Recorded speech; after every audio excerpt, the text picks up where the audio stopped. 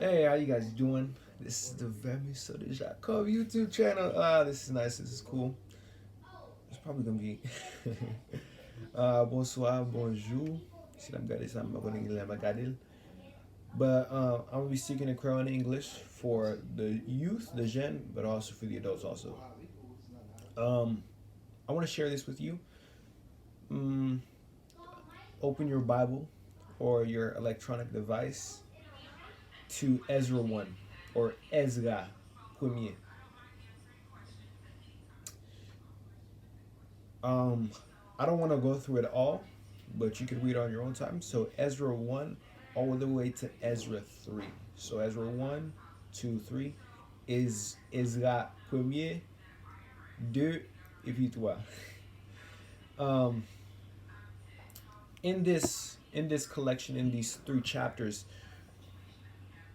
Cyrus is selected by God. Cyrus, quoi, dit le créole. Bon Dieu te, bon Dieu te mette dans position pour le cas réunir tout le monde Israël. God put him in a position as a leader to gather all the people of Israel back together. Not only back together to come back to Jerusalem, come back to Judah, their hometown, but also with a goal in mind. Parce que même si ou réunit tout le monde, la famille, si pas gen raison, si pas gen on bagay na marché. If there's nothing that you're working towards, I'm sorry, there's some words I can't translate into Quran, I'm sorry. But there's some things that God puts a leader in place so that he can gather the troops, he can gather his people so that they can move towards a goal. And that's what God chose Ezra for, not Ezra, chose Cyrus for. So Cyrus was chosen by God. So now God was speaking to Cyrus and he was like, hey, gather up my people so that we can build the temple back in Jerusalem. I want you to build the temple.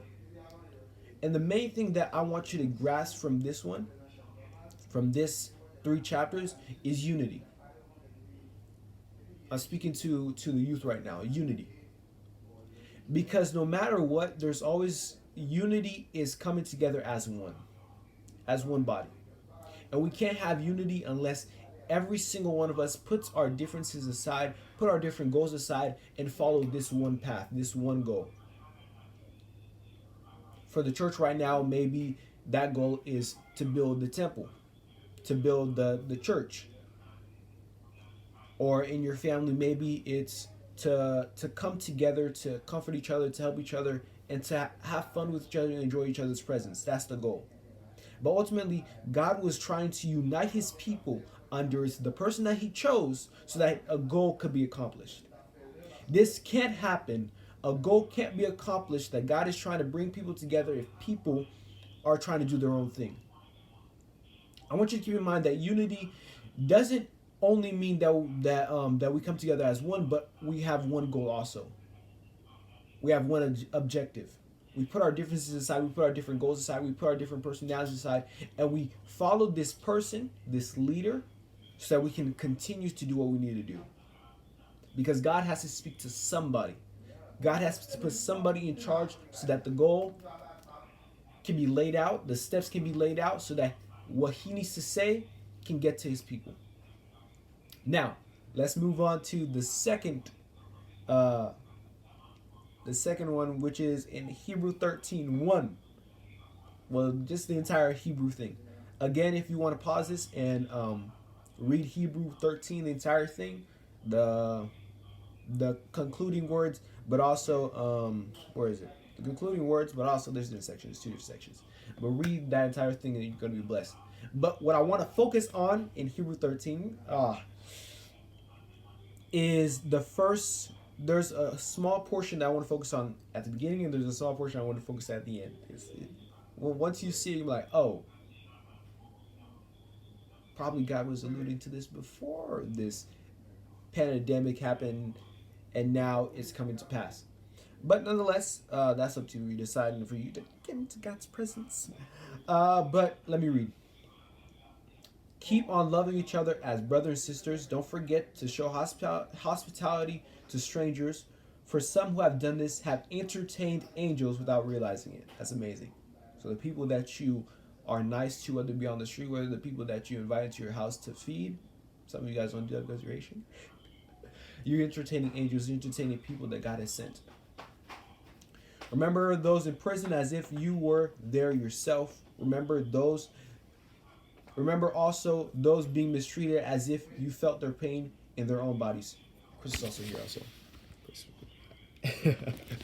is also here also. And that's what I want to focus on. The third verse. So chapter 13, verse 3. Remember those in prison as if you were there yourself. And also remember those that are being mistreated as if you felt their pain in your own bodies. That's the first portion that I want to focus on in the top portion. And this, you won't grasp this context until you read the last one. Some of the last verses. In 23 to 24, it reads, I want you to know that our brother Timothy has been released from jail. So in that third verse, he was alluding to Timothy that was released. Because the amazing thing that he's trying to get you to understand is, even though he was in jail, it's not the outcome that is important, even though it is important that he got out. But what's important is that you were also praying for him when he was in trouble. Because there's a lot of people in life that they congratulate you once you're out, once you've accomplished your goal, but they never prayed for you while you were in the midst of the season. They never lent you any money. They never lent you a hand. They never encouraged you to continue to move forward while you were in the midst of it. And that's when you truly see who's with you and who's actually going to help you. Because you don't need the help after you finish. You need the help when you were in the middle of it. But also, what I want you to grasp, here it is. I'm excited because the reference, once I saw, I was like, boom. This is amazing. Watch it. Okay, 24. I'm excited. 24. Greet all your leaders, all the believers there. The believers from Italy send you their greetings. I don't want you to focus on anything else, but when it says the believers from Italy send you their greetings. Italy. And then in 3, remember when in 3 it says, remember those being mistreated as if their own pain was in your own bodies. Don't even think about mistreated. Think about the suffering, the pain that the people in Italy are suffering. The people all over the world are suffering. Just like if my grandmother, Gunny, was suffering, was every single time I go over there, I ask her how she's doing. She said, I don't feel good. Everything around my body hurts. I can't move. It hurts. And I feel her pain. Even though I don't feel it physically, but I feel her pain. I feel that her voice, her energy is drained. And in that moment, all I really want to do is give her a hug. All I really want to do is just help her no matter what she's going through. And I think that's what God is trying to get us to understand through that third verse right there. If you can feel it, then now you're more enticed to take action. Just like we were talking about back in Ezra 1 verse 3, those people in Israel, when their city was destroyed, where they grew up was destroyed, and now someone is saying, hey, God has placed me here and he has told me, let's gather the people, let's gather your family, let's gather your friends that used to live here, let's gather everyone that was scattered, and let's rebuild the temple of God. They felt that. And now they were inclined to act. Let me share this with you back in Ezra again. Because the number of people that came to the things that they gave is astounding.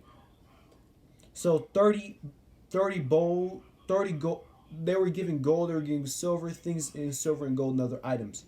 And altogether, there were 5,400 articles of gold and silver. Another translation, they translated into pounds. It was like something around like 2,000, 1,000 pounds of gold and 4,000 pounds of silver. That is a lot. If you were to translate it into money, that would probably be a heck of a lot of money, probably billions, probably a couple hundred millions. They gathered all that they had, and they gave to the extent that they could before they hurt themselves. But they gave because they felt in their heart that, hey, I understand what my family went through. I understand what my ancestors went through. And I want to do this not only for them, but also for myself, my children, and for God. Because what he did for me, to give me a chance to rebuild for him, and also to raise the morale of my people, to gather my people together again, to gather my family again.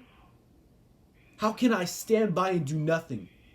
How can I stand by and do nothing and let some other person that God has put in front of me to gather people? What I want you to get is, how can you stand by and let someone else that isn't from your tribe rebuild your tribe?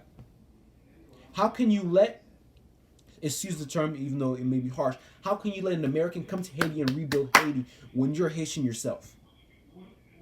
That's what the people of Israel were thinking in their minds. I'm coming back to rebuild my country. I'm coming back to my hometown, the place where I grew up. They didn't even grow up there. The place that my ancestors talked about.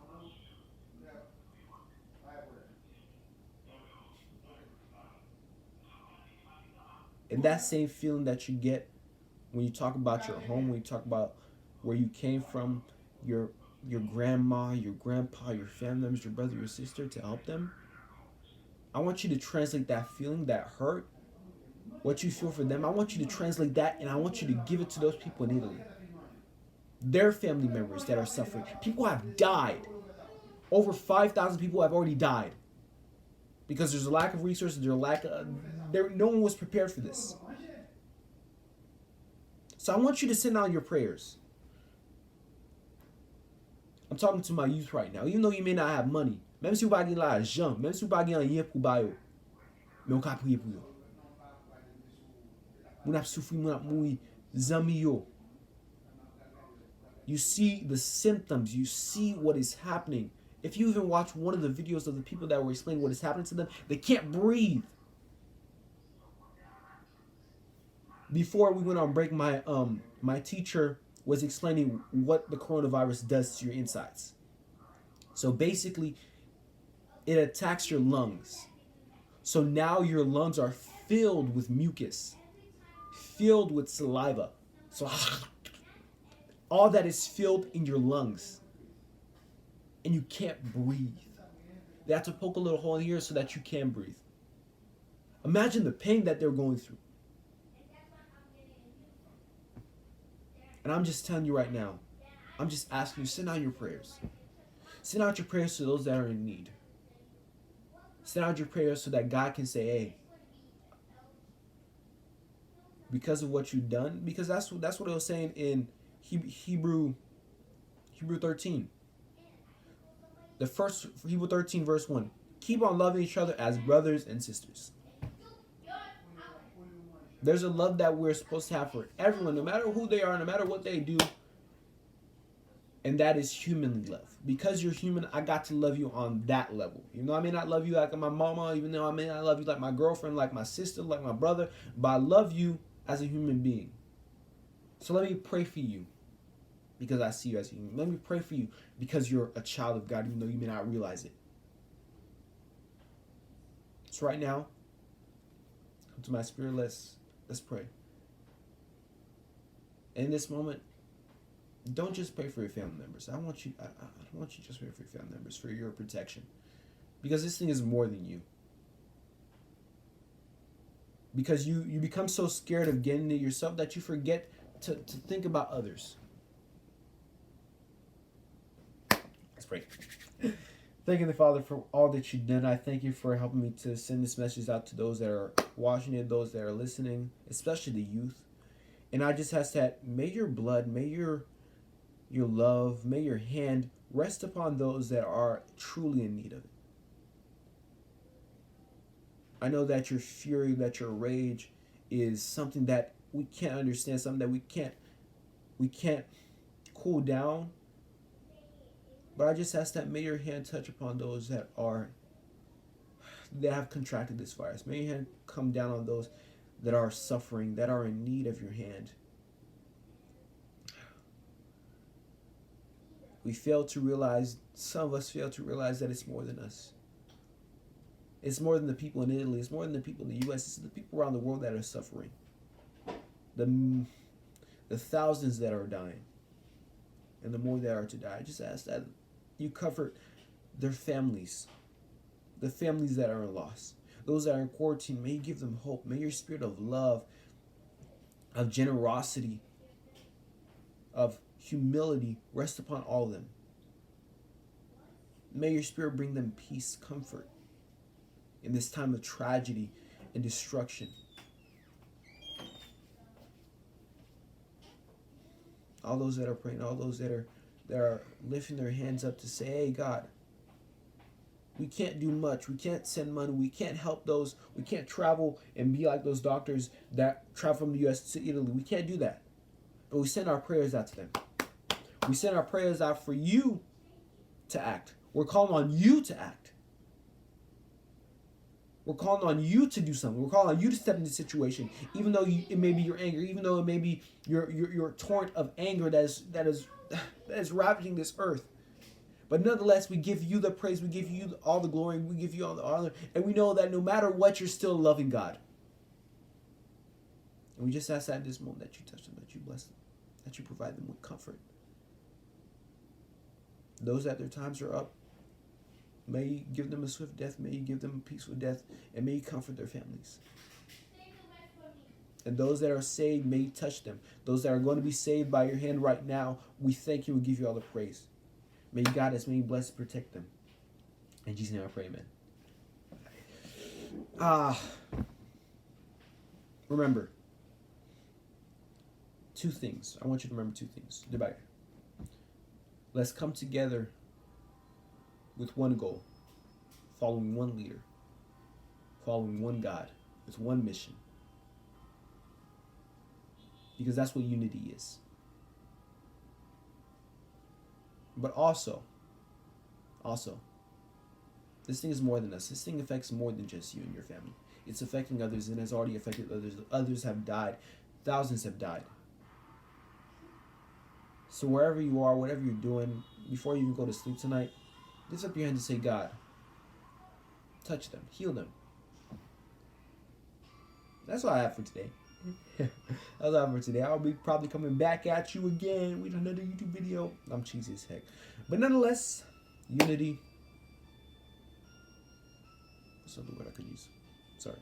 Unity and sympathy and love. Spread that out. Also spread this message out. Hey, watch this YouTube channel blow up. Watch Baby Mr. Jacob will you blow up. Not only in love, not only in numbers, but in the common goal to spread God's love, to spread God's mission, and that's advancing his kingdom. So nonetheless, hey, I'm gonna do that. Hey, I look rough, I look rugged, but nonetheless, God bless y'all. Stay safe. Don't do nothing stupid. Do nothing dumb. Stay inside. God bless you. Pray for those that are in need. And let's do this together. We're gonna make it out together. We went in this together. We're gonna come out together. God willing. Peace out. Hold up. Let's do that. Hey.